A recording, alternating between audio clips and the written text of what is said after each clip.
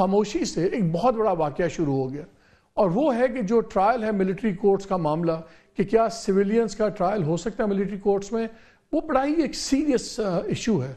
और वो सीरियस इसलिए है कि इस पर अदालत का जो भी फैसला होगा उसकी आने वाली सियासत पे बहुत गहरे असरात होंगे। अगर आप देखें तो 9 मई, जिसको हम राइटफुली एक ब्लैक डे कह सकते हैं पाकिस्तान की तारीख में, उस दिन शोधा की तस्वीर की, शोधा की जो यादगारें हैं उनकी बेहुरमती हुई, GSQ पे हमला हुआ, लाहौर में को कमांडर का घर जला दिया गया। इसके अलावा पूरे मुल्क में बड़े क्लैशेस हुए, बहुत ज़्यादा बेहूदगी भी हुई, और उसका सारा इल्ज़ाम PTI पे पड़ा। और फिर जो उसके बाद हुआ PTI के साथ, वो आपके सामने है। आधी जमात तायब हो गई, आधी जमात गायब हो गई, और अब ख्याल ये है कि May 9 के जो मुकदमात में मुलव्वस हैं, और उसमें अल्टीमेटली बहुत से केसेस PTI के जो चेयरमैन हैं, बानी चेयरमैन रादर इमरान खान, उन पे भी है, काफ़ी लोगों पर तलवार लटक रही है। तो ये आने वाले दिनों में इसका एक गहरा असर होगा। इन द मीन टाइम आज हमने देखा कि ट्राइब्यूनल्स ने 2 ऐसे लोगों को सेनेट का इलेक्शन लड़ने दे दिया, इजाज़त दे दी है, जो भी May 9 के बड़े मेन मरकजी मुल्ज़मान में शामिल हैं। एक मुराद सईद, आज़म होती साहब, इसी तरह आज़म सवाती साहब, इसी तरह काफ़ी चीज़ें चल रही हैं।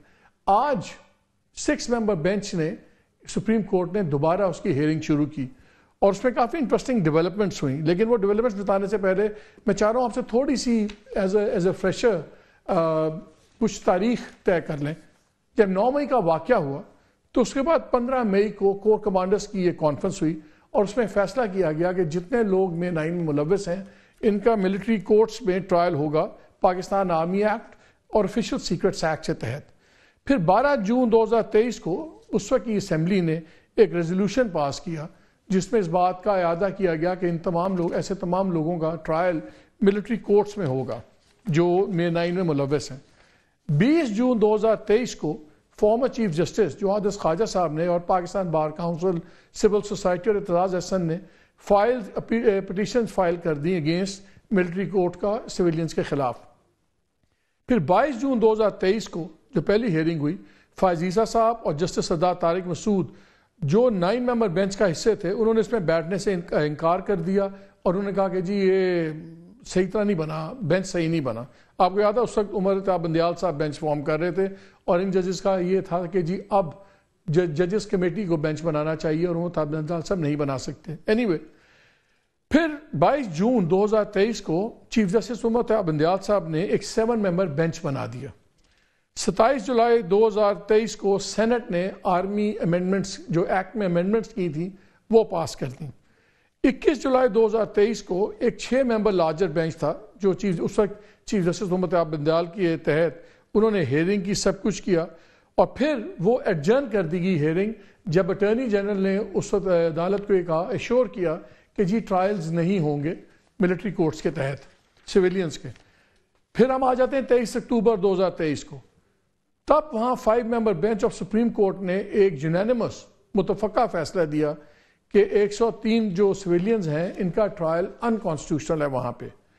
अच्छा, और ये उन्होंने कहा कि जी मिलिट्री कोर्ट्स में नहीं होगा और इनको नॉर्मल कोर्ट्स में लाएं सब कुछ।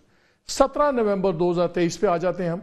तो केयर टेकर फेडरल गवर्नमेंट और बलूचिस्तान की गवर्नमेंट, खैबर पख्तूनख्वा और पंजाब की लॉ मिनिस्ट्री, शोधा फोरम एंड डिफेंस मिनिस्ट्री, इन्होंने एक अपील मूव कर दी 23 अक्टूबर के वर्डिक्ट के खिलाफ कि जी जहाँ पर था कि आप नहीं ट्रायल कर सकते। 13 दिसंबर 2023 हेयरिंग स्टार्ट हुई, तो जजेस ने एतराज़ किया कि जस्टिस सरदार तारिक मसूद इस बेंच में नहीं होने चाहिए, लेकिन उन्होंने कहा कि हम तो बैठेंगे, और जस्टिस ख्वाजा के लॉयर्स की ऑब्जेक्शन थी।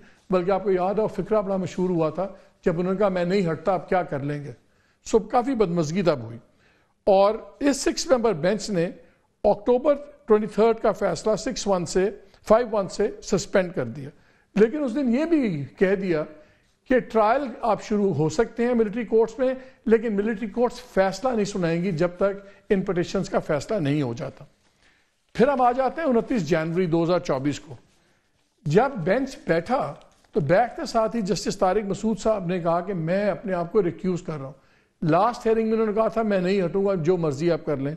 फिर ये हट जाते हैं, और लेकिन ये उन्होंने कहा कि अक्टूबर 23 का फैसला सस्पेंडेड रहेगा जब तक नया बेंच नहीं बनेगा। 19 मार्च को फिर एक पिटीशन की former chief justice Jawad Khawaja साहब की तरफ से कि जी अर्ली हेयरिंग करें। अब आज उस केस की हेयरिंग हुई और ये 6 मेंबर बेंच है, वो 7 मेंबर बेंच से तारिक मसूद हट गए, अब 6 मेंबर बेंच है। आज उसकी हेयरिंग हुई और उसमें काफ़ी इंटरेस्टिंग चीज़ें आई जिसमें 2-3 एतराज़ात भी हुए। एक तो इंटरेस्टिंग डेवलपमेंट ये हुई कि केपी गवर्नमेंट, खैबर पख्तूनख्वा जो पीटीआई की गवर्नमेंट है, उसने जो सिविलियंस का ट्रायल कालदम करार देने के लिए अपील की थी वो वापस लेने की इस्तदा कर दी। अब एक तरफ पीटीआई इतना शोरो होगा कर रही है कि जी ये हो गया, गलत मुकदमे चल रहे हैं, सब कुछ, लेकिन उन्हीं की जो गवर्नमेंट है उसने अपनी अपील वापस ले ली। क्यों ली? क्या ये मिक्स सिग्नल है कि कोई सीबीएम है? इस पर भी आज हम बात करेंगे। और फिर काफ़ी एतराज़ात हुए। एक एतराज़ सलमान अकरम साहब ने भी किया कि जी ये 6 मेंबर बेंच है, ये तो ऑड फिगर होता है आमतौर पे 2-3, ताकि एक आधी मेजॉरिटी आ जाए। 6 मेंबर बेंच में डिसीजन स्प्लिट भी हो सकती 3-3, फिर क्या होगा? अगर 4-2 हो तब भी बड़ा सीरियस इशू बन जाता है। लेकिन सबसे इंटरेस्टिंग चीज़ ये थी कि कोर्ट ने डिप्टी अटॉर्नी जनरल आए हुए थे, उनसे बार बार ये पूछा और उसे तफसीलें मांगी हैं जो अब 28 को दोबारा हियरिंग सेट हो गई है कि आप हमें ये बताएं कि कितने लोगों को सजाएं हो गई हैं, कितने लोग बरी हो सकते हैं, और इन तमाम जो फैसलों की डिटेल है जो जिससे क्लियर हो गया कि बहुत से फैसले हो चुके हैं, उसकी हमें अब तफसील दें।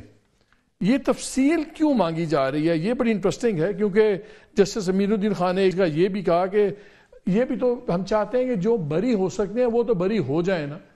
तो क्या कोर्ट इस बात में डिसाइड करेगी, अगर उनको ये नज़र आ रहा हुआ कि ज़्यादा लोगों को बड़ी सजाएं नहीं है तो शायद वो इजाज़त दे दें, या क्यों ये डिटेल्स ली जा रही हैं? ये काफ़ी बड़ा क्वेश्चन मार्क है जिसके ऊपर हम कोशिश करेंगे कि हम समझ पता लग जाए। और ये सारी डिटेल्स उन्होंने मांगी हैं और 103 लोगों की बरियत से मुतालिक जवाब तलब कर लिया कि इन 103 अफराद में से कैसे हैं, कितने लोग हैं जो बरी हो रहे हैं, कितने लोग हैं जिनको सजाएं आ रही हैं, किन की छोटी मुद्दत की सजाएं हैं, किन की लंबी मुद्दत की सजाएं। और लेकिन उसमें भी एक क्वेश्चन उठता है कि अगर आप बरियत देख रहे हैं और आप चाहते हैं कि वो बरी हो जाएं, तो फिर तो कोर्ट ने माइंड दे दिया है कि अगर आप फिर एक्सेप्ट करेंगे कि मिलिट्री कोर्ट्स में ट्रायल जायज़ है। काफ़ी सवालात उठे, इसलिए हम आज इसी चीज़ में बात करना चाह रहे हैं कि व्हाट इज़ द स्टेटस। और क्योंकि इस केस का बड़ा ही सीरियस इम्प्लीकेशन है फ्यूचर में। अगर मिलिट्री कोर्ट्स के ट्रायल ओके कर देती है सुप्रीम कोर्ट, तो फिर कल को इसमें इमरान खान की बारी भी आएगी, बाकी लोगों की भी आएगी और ये मामला फैलता जाएगा। और अगर बरी कर देते हैं तो फिर एक बहुत बड़ा बयानिया, और अगर ये कहते हैं कि मिलिट्री कोर्ट सिविलियन में जाएंगे, तो फिर एक बहुत बड़ा बयानिया पिट जाता है गवर्नमेंट का, जिसमें कहा गया है कि इतना एंटी स्टेट और एंटी रियासत और एंटी आर्मी, ये बहुत बड़ी एक साजिश थी।